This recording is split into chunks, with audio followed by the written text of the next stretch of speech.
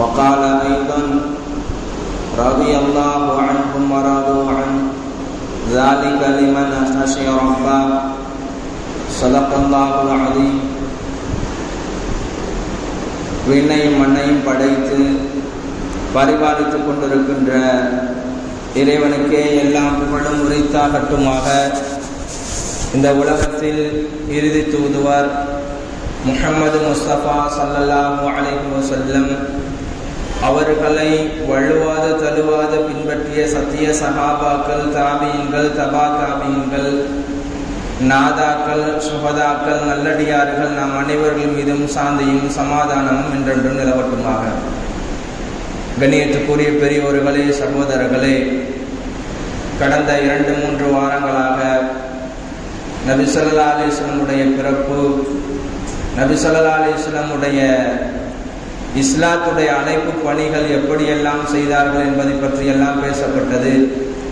இந்த வார ஜும்மா பயானிலே நபி அவர்களுக்கு 4வதாக பாலூட்டிய பெண்மணி ஹலிமத்து சாதியா அவர்களை பற்றி தான் இந்த வார ஜும்மா பயானிலே பேச இருக்க போகிறோம். இந்த ஹலிமா சாதியா அவர்கள் யார்? இவர்கள் எப்படிப்பட்டவர்கள்? இவர்கள் இஸ்லாத்தை பிற்காலத்தில் ஏற்றுவிட்டார்களா? இவருடைய காலங்கள் எப்படியெல்லாம் கடந்தது? இவர்கள் எப்படிப்பட்ட ஒரு சஹாபி பெண்மணியாக திகழ்ந்தார்கள் என்பதை பற்றி தான் இன்றைய உரையில் கீழ் இருக்க போகிறது.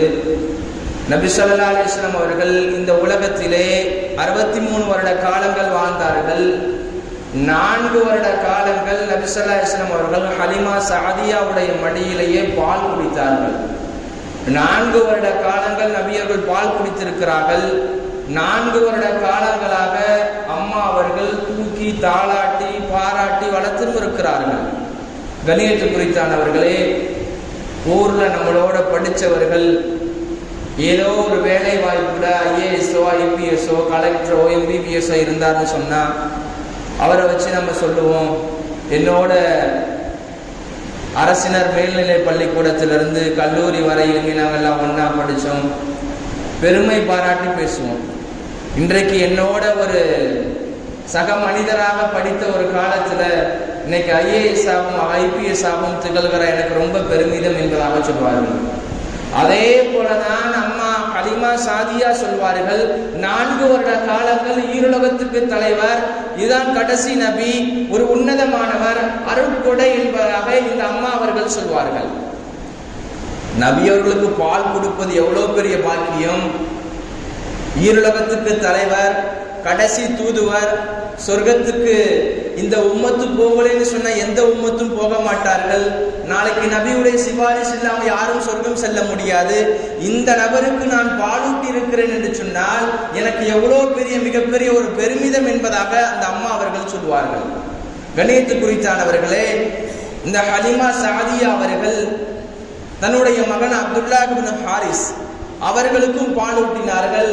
அதே போல ஷைமா என்று சொல்லக்கூடிய ஒரு குழந்தை, அந்த குழந்தைக்கும் நபி அவர்களுக்கும் 3 நபர்களுக்கும் பாலூட்டினார்கள்.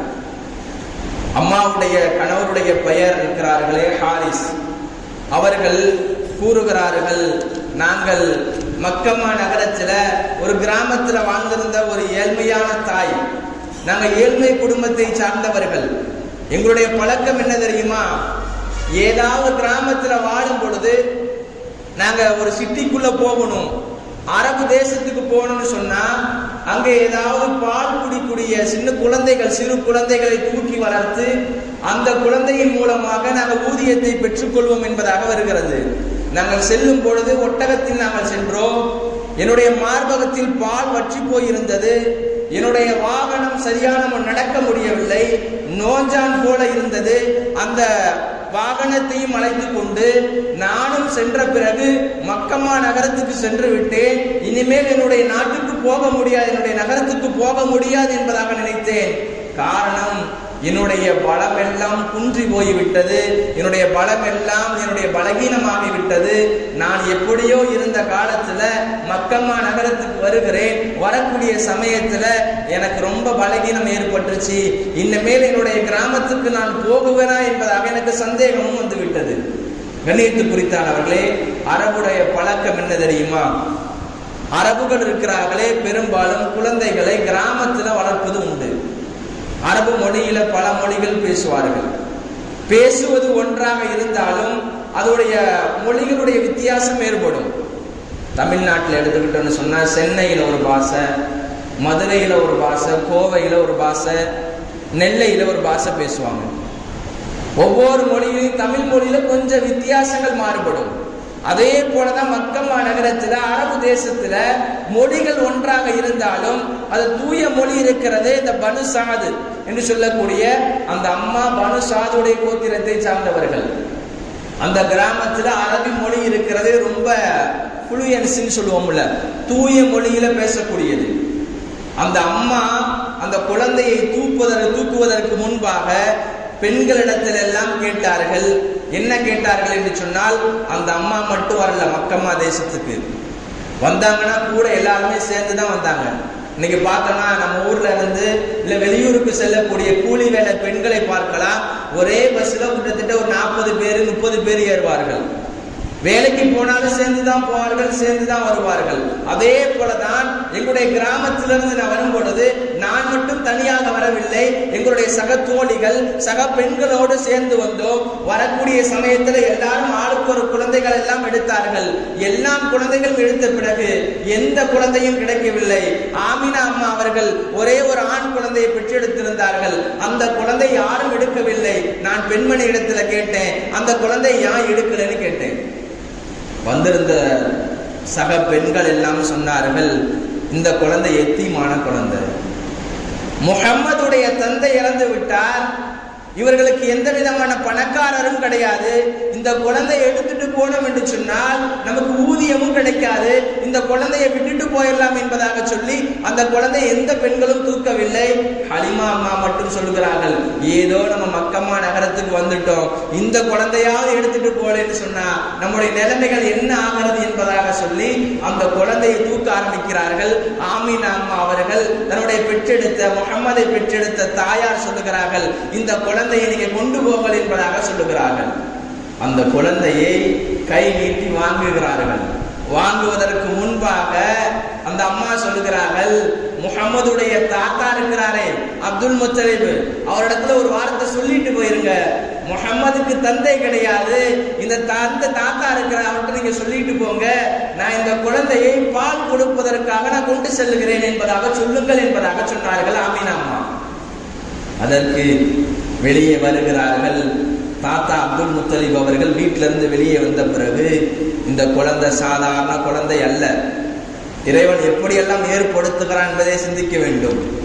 ஒரு பச்சிளம் குழந்தையை இறைவன் அப்துல் முத்தலிபுடைய உள்ளத்தில் எப்படி போடுகிறான்? இந்த குழந்தை சாதாரண குழந்தை அல்ல, ஒரு அறிவுள்ள குழந்தை, ஒரு பொறுமையுள்ள குழந்தை, இந்த உலகத்துக்கே முன்மாதிரியான குழந்தை.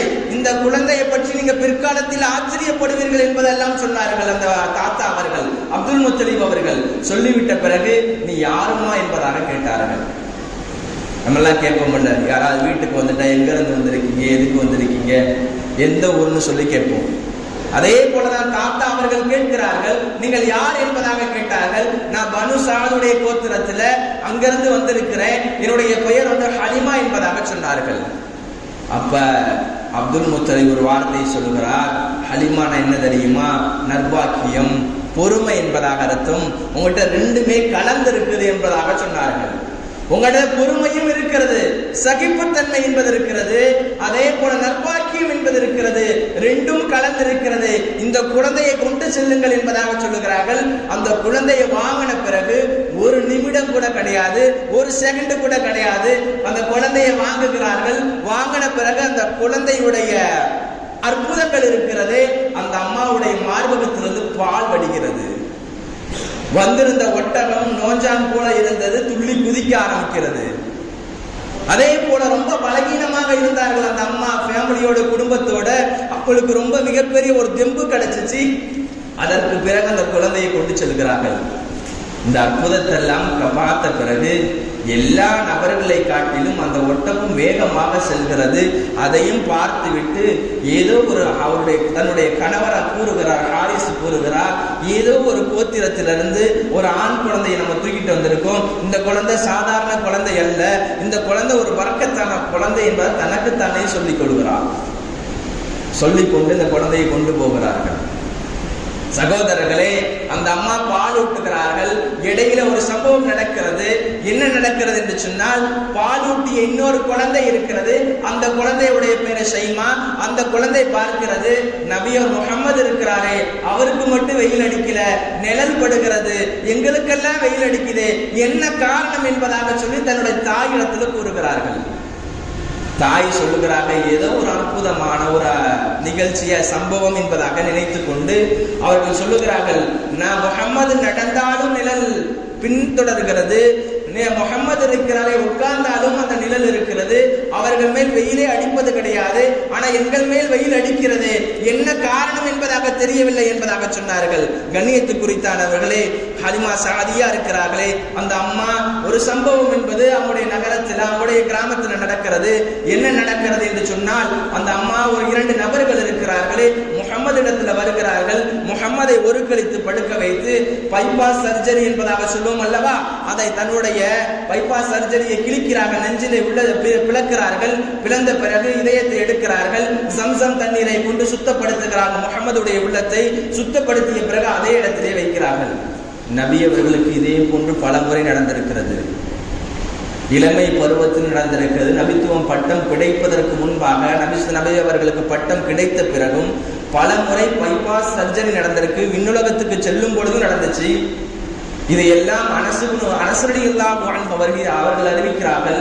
நபி ஸல்லல்லாஹு அலைஹி வஸல்லம் அவர்களுக்கு பைபாஸ் சர்ஜரி நடந்தது, நான் அடையாளத்தை பார்த்தேன் என்பதாக சொன்னார்கள். இளமை பருவத்தில் நடந்தது.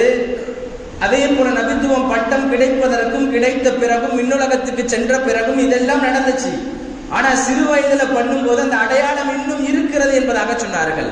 காரணம், முகம்மதுடைய உள்ளத்துல கழிவுகளை அகற்ற வேண்டும் என்பதற்காக 2 மலக்குமார்கள் வானத்தின் பக்கமாக வானுலகத்தின் பக்கமாக அந்த உலகத்துக்கு வந்து தன்னுடைய இதயத்தை எடுத்து ஜம்சம் தண்ணீரை கொண்டு சுத்தப்படுத்தினார்கள். அதை அந்த குழந்தை பார்த்து விட்டு தாயிடத்துல வந்து சொல்லுகிறதோ, ஏதோ முகம்மதுக்கு ஒரு விஷயம் நடக்கிறது, என்னவென்று நடக்கிறது எங்களுக்கு தெரியவில்லை என்பதாக தன்னுடைய குழந்தை இருக்கிறாரே அப்துல்லா இப்னு ஹாரிஸ் அவர்களை கட்டி அணைத்துக் கொண்டு ஏதோ அச்சம் ஏற்படுகிறது.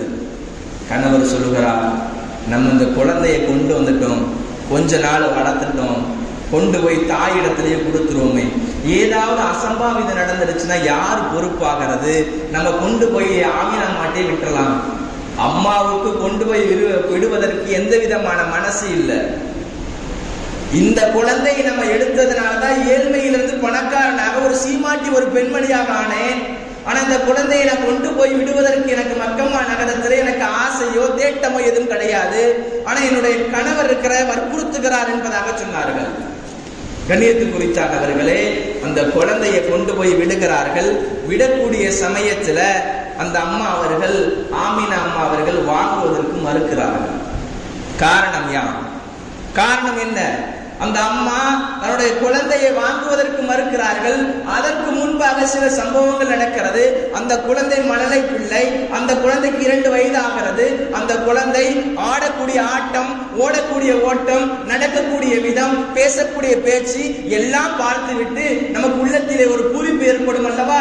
நான் 10 மாசம் சுமந்தெடுத்த பிள்ளை இன்னைக்கு இப்படி எல்லாம் இருக்கிறது, 2 வருட காலங்களாக இப்பொழுதுதான் அந்த குழந்தையை பார்க்கிறேன் என்பதாக சொல்லுகிறார்கள் அந்த அம்மா. இதையெல்லாம் பார்த்துவிட்டு அந்த அம்மாவுக்கு வாங்குவதற்கு மனசாக இருக்கிறது. மக்கம்மா தேசத்துல அதிகமான தொற்று நோய்கள் எல்லாம் இருக்கிறது. அதனால அந்த குழந்தையை மறுபடி கொண்டு போங்களே என்பதாக சொன்னார்கள் ஆமினா அம்மா. ஒரு சில சம்பவங்களை எல்லாம் சொல்கிறார்கள். நான் கர்ப்பமாக இருக்கும் பொழுது அந்த குழந்தையை நான் எப்படி இருந்தேன் என்று சொன்னால் எனக்கு ரொம்ப சிரமமாகவே தெரியவில்லை. நான் அந்த குழந்தையை பெற்றெடுக்கும் போது எனக்கு எந்த வலியும் ஏற்படவில்லை.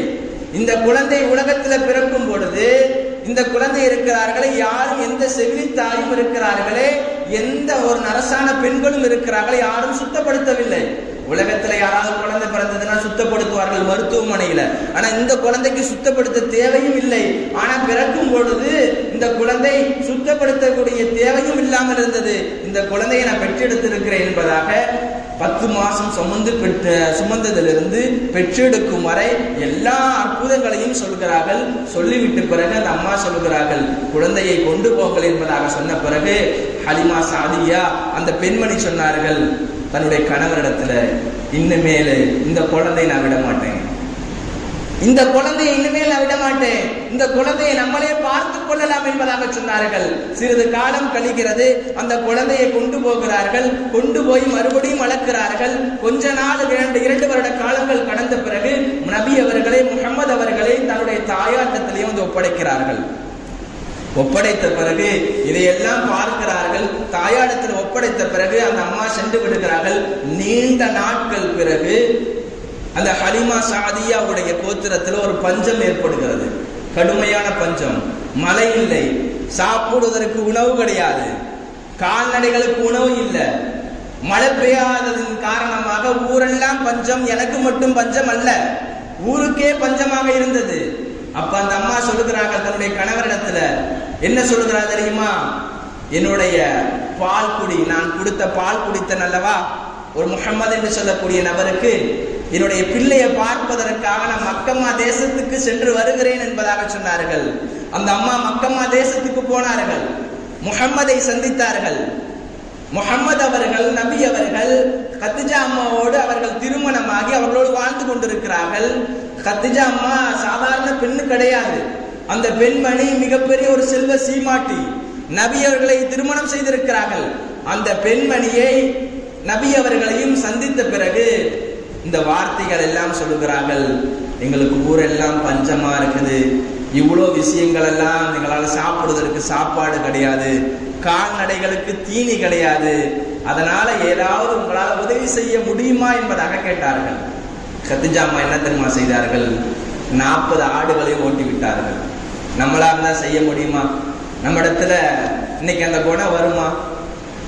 பெண்ணு கொடுக்கணும்னு நினைச்சா கூட கணவர் தடுப்பான், கணவர் கொடுக்கணும்னு நினைச்சா கூட பெண்ணு தடுப்பான். அப்படிதானே இன்றைய காலங்களே அப்படிதான். மனசு வராது. யாராவது 2 பேருமே ஒத்திருந்தாங்கன்னா 2 பேருமே கொடுக்கலாம்.